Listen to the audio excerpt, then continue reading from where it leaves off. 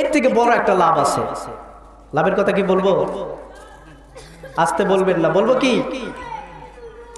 এই লাভের কথাটা স্বয়ং আল্লাহ পাক রব্বুল আলামিন নিজে বলতেছেন।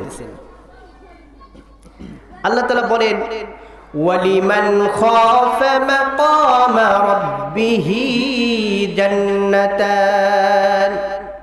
আল্লাহ তাআলা বলেন, একটি বান্দার জন্য আল্লাহ তাআলা দুইটি জান্নাতের ওয়াদা করেছেন, দুইটি জান্নাত তৈরি করেছেন। সুবহানাল্লাহ বলবেন না? বলে একটি জান্নাত তো কিয়ামতের দিন আমলনামা হিসাবে দেয়া হবে, সেটা তো আমরা জানি। বলে আরেকটা জান্নাত কোনটি? আরেকটা জান্নাত হচ্ছে আল্লাহ পাক রব্বুল আলামিন দুনিয়ার মধ্যে থেকে আমাদেরকে বালাখানায় বসার যে একটা ছাপ, এটা জান্নাতের অংশ। জান্নাত এটাও জান্নাতের মধ্যে বসার সমতুল্য। সুবহানাল্লাহ। তাহলে এখানে আসলে লাভ না লস? আরো আসতে বলেন, লাভ না লস? লাভ। আসার প্রয়োজন আছে কি আছে না? এই জন্য প্রত্যেককে আমি আহ্বান করি, যদি জান্নাতে দুনিয়ার জমিন থেকে ইবাদত করে কিয়ামতের দিন যাইতে পারবো কি পারবো না সেটা বলা যায় না, কিন্তু মাহফিলের ময়দানে আমি আপনি যদি আসি, আল্লাহ তাআলা জান্নাতের খাতায় নাম লিখে নেয়। সুতরাং সকলকে আহ্বান করি, আপনারা সকলেই মাহফিলের ময়দানে চলে আসেন। আল্লাহ তাআলা জানায় দিয়েছেন যে দুনিয়ার জমিন থেকে যদি তুমি ইবাদত করে জান্নাত পেতে চাও, সর্বপ্রথম রাসূল সাল্লাল্লাহু আলাইহি ওয়াসাল্লামকে ভালোবাসো। তোমার ভালোবাসা যদি নবী সাল্লাল্লাহু আলাইহি ওয়াসাল্লাম, তুমি যত ইবাদত করো, যদি আল্লাহ রাসূল সাল্লাল্লাহু আলাইহি ওয়াসাল্লামকে ভালোবাসতে না পারো, তোমার ওই সমস্ত ইবাদত বিফলে চলে যাবে। বোঝা গেল কি? তার মানে আল্লাহ রাসূল সাল্লাল্লাহু আলাইহি ওয়াসাল্লামকে ভালোবাসা জরুরি না? জরুরি না? আসতে বলেন, শুনতে তো পারি না। জরুরি। ও বাবা, আস্তের কথা বলে তারও জোর বাড়ে। দেখ মাশাআল্লাহ, বিপরীত না? শুকরিয়া। তো তাহলে বুঝতে হবে যে আল্লাহ পাক রব্বুল আলামিনের হাবিব সাল্লাল্লাহু আলাইহি ওয়াসাল্লামকে ভালোবাসা জরুরি।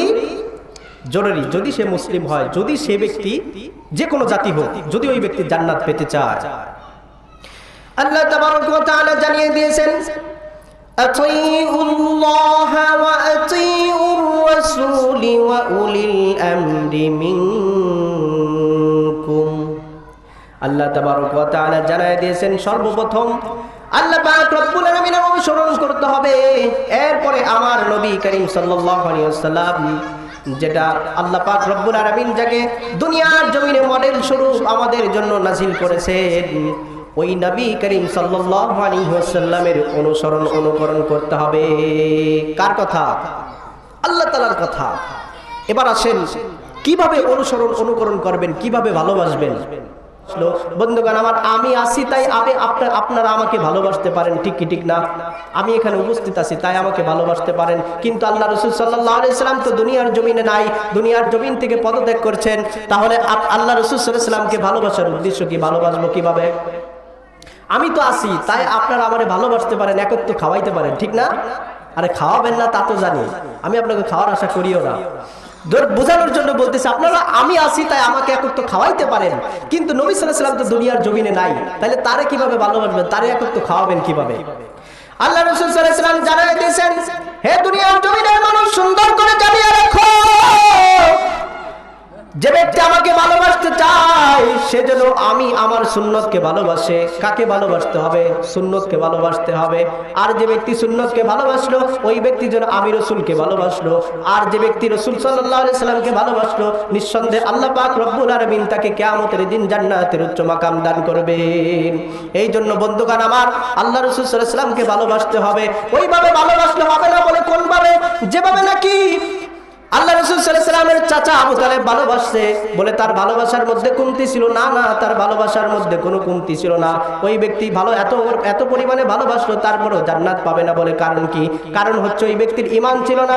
ঈমান না থাকা অবস্থায় কোনো ব্যক্তি যদি ভালোবাসে, ওই ব্যক্তির ভালোবাসা আল্লাহ তাআলা গ্রহণ করেন না। এই জন্য আমার আপনার ঈমান থাকতে হবে। আল্লাহ পাক রব্বুল আলামিন জানায় দিয়েছেন, ওয়াদাল্লাহুল লাযীনা আমানু ওয়া আমিলুস সালিহাতি মিনহুম মাগফিরাতান ওয়া আজরান আযীমা।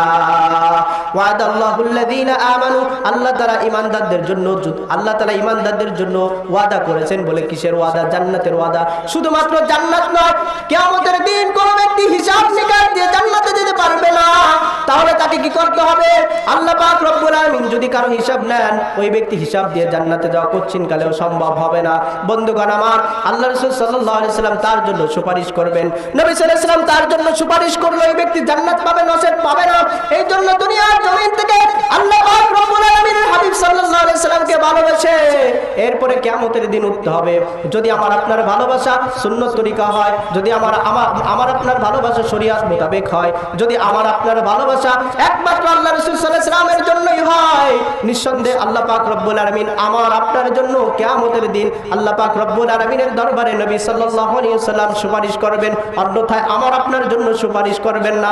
আর যে ব্যক্তির জন্য আল্লাহর নবী সাল্লাল্লাহু আলাইহি ওয়াসাল্লাম সুপারিশ করবেন না, ওই ব্যক্তি কখনোই কঠিন কালেও হাজার চেষ্টা করেও যত ইবাদত করুক, ওই ইবাদতের দ্বারা ওই ব্যক্তি কঠিন কালেও জান্নাতে যেতে পারবে না। এই জন্য দুনিয়ার জমিন থেকে আল্লাহ রাসূল সাল্লাল্লাহু আলাইহি ওয়াসাল্লামকে ভালোবাসতে হলে সুন্নতকে ভালোবাসতে হবে। আর যে ব্যক্তি সুন্নতকে ভালোবাসবে, ওই ব্যক্তি রাসূল সাল্লাল্লাহু আলাইহি ওয়াসাল্লামকে ভালোবাসলো। আর যে ব্যক্তি রাসূল সাল্লাল্লাহু আলাইহি ওয়াসাল্লামকে ভালোবাসলো, ওই ব্যক্তির জন্য আল্লাহ পাক রব্বুল আলামিনের জান্নাত হাসিল করে নিল। সুবহানাল্লাহ। অর্থাৎ যাই হোক, আল্লাহ পাক রব্বুল আলামিন যেন আমাদেরকে এবং আমাকে আপনাকে প্রত্যেককেই যেন সুন্নতকে ভালোবেসে, আল্লাহ রাসূল সাল্লাল্লাহু আলাইহি ওয়াসাল্লামকে ভালোবেসে এরপরে জান্নাতের ময়দানে যাওয়ার তৌফিক দান করুন।